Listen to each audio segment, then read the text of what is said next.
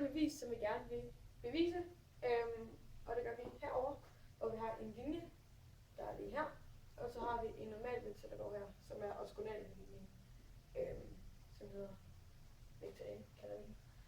Og så har vi en linje her, som vi godt vil have fundet ud af, hvor lang er.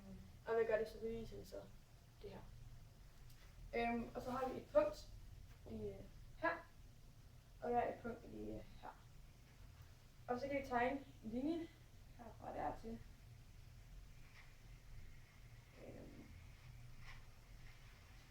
Ja, og den kan vi så godt flytte lidt rundt. Og hvis vi så lige løber den opad,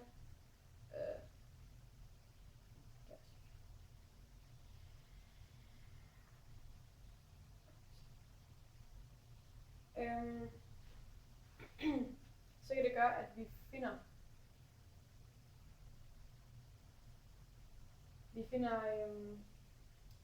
vi laver en projektion, og så via den, så kan vi finde længden af den her linje her. Og det her, den her vektor, vi har lavet, den kan vi så kalde for P, tror jeg. Det er der linje der. Okay, nu har vi så tegnet den her nye vektor op, så kan vi så bruge den her projektionsbevisning for at så kunne finde. Og vi finder så lignestykket ved at tage projektionen af P0P på vektor n. Og så skriver vi så, det skal vi gerne have længden af, det der vi har 2 streger.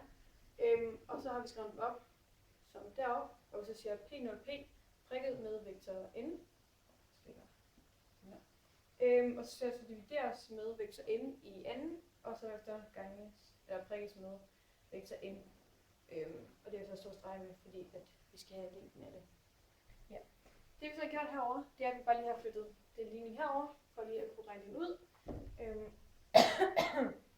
Og vi har længdevektor n her, og længdevektor n her i anden, så kan vi så sige det, at vi lige streger dem ud sådan der, fordi at de går op med hinanden.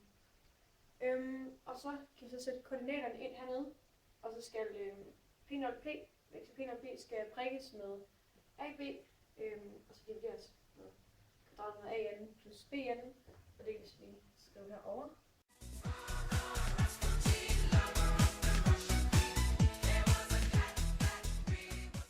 Okay. Så kan vi så regne videre på det her, og gange ind i parenteserne.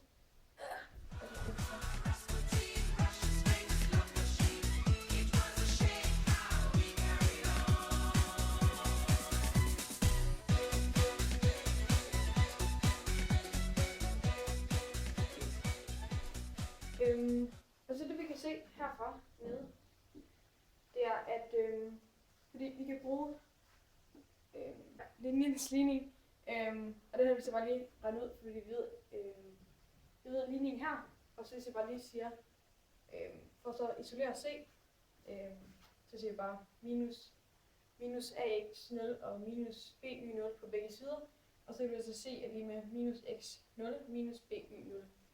Og det kan vi så se herover, at det er det, vi har fundet. Det er lige her og lige her, og de er så de samme som C. Så det vi kan så gøre, det er, at vi kan lige skrive den om en gang til. 1 plus 1 plus C. Fordi at minus AX og minus BY 0, det er det samme som C. Og så siger vi så kvadratroden af A i anden plus B i anden. Og vi kan så se, at det er så det samme, der står heroppe. Og med det så har vi så bevist vores bevis.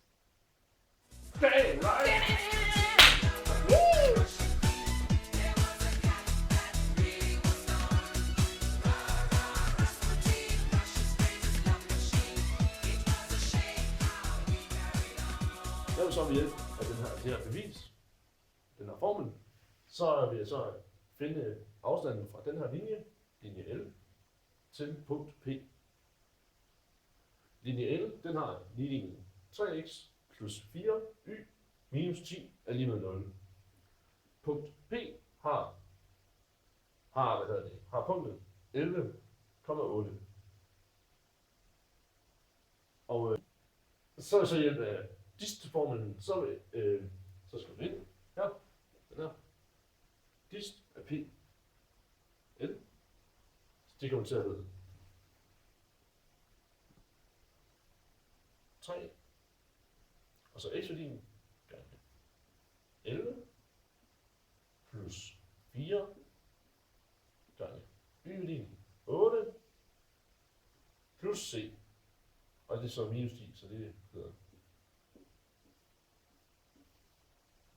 plus minus 10. Yes. Divideret med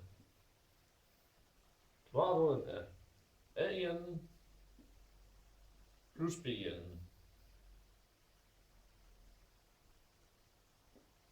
Ja. Så er det så regnet det her ud. Det giver 33 plus 32. Nej, hvad er det? Jo, 33 plus 32, ja. Minus 10. Divideret med